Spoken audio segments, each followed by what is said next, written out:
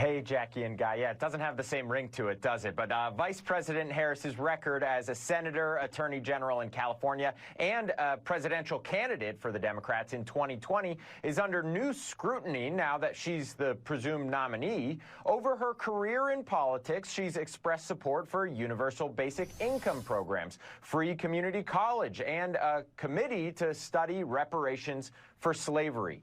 The independent government tracking website GovTrack rated Harris the second most liberal senator in the 116th Congress back when she was serving, just behind Senator Bernie Sanders. At a rally today, here's what Harris had to say about canceling student loan debt. We believe in a future where the economy works for working people. That is why we forgave student loan debt for more than 5 million Americans.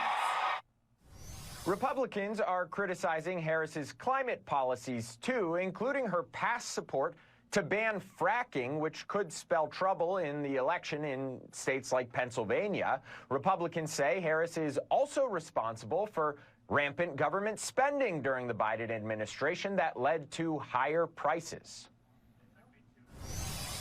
She was the tie-breaking vote for Joe Biden's American Rescue Plan, which unleashed an inflation that crippled urban families and crippled rural families. Her record is one of failure of the American people, whether you are black, Hispanic, or white.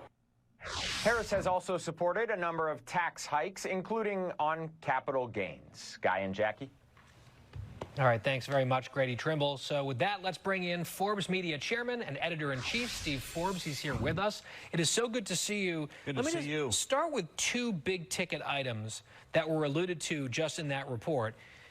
Kamala Harris, when she ran for president unsuccessfully just a few years ago, she was a Medicare for all person, eliminate private health insurance. That's estimated to be $3.2 trillion a year, every single year.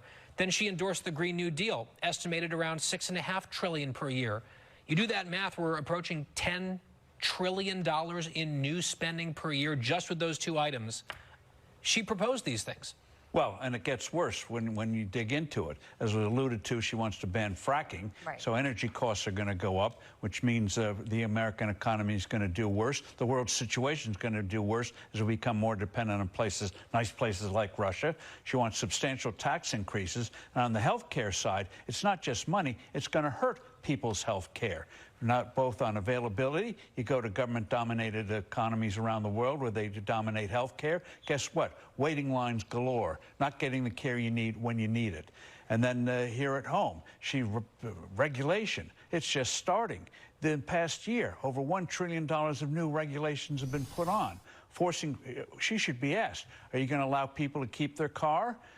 I don't think you're going to get a satisfactory answer. So she's getting a bump now. But when people examine what she's proposing, you would have a Great Depression in this country. Yeah. Hopefully we're going to block it. But one thing we should be aware of is regulation.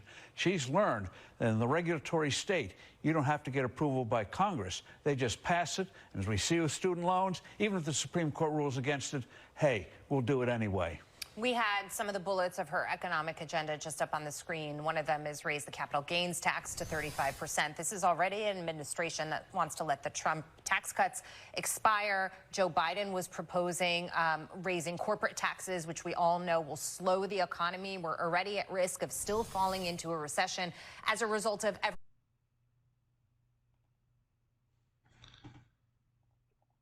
if this one somehow gets the American Politburo to pull off another 2020, you got to like sell everything you got in the stock market.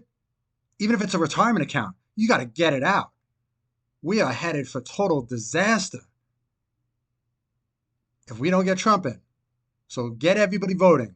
It is the most important election in all American history. Vote.